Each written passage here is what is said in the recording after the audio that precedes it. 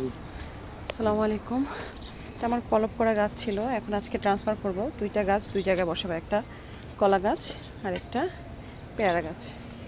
ছোট্ট গাছে অলরেডি ফুল ফল দুইটাই চলে আসছে, পেয়ারাও ধরে গেছে আলহামদুলিল্লাহ।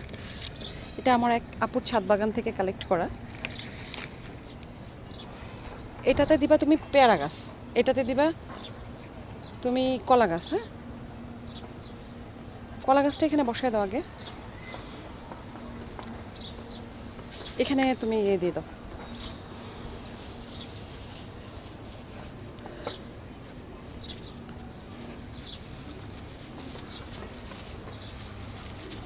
এগুলো আমি রেডি করে নিয়েছি 8-10 দিন আগে থেকে। আমি এটাতে গোবর সার, কিছু রাসায়নিক সার, কিছু জৈব সার এগুলো দিয়ে মাটি আমি 10 দিন আগে রেডি করে নিয়েছি। এখন আমি চারা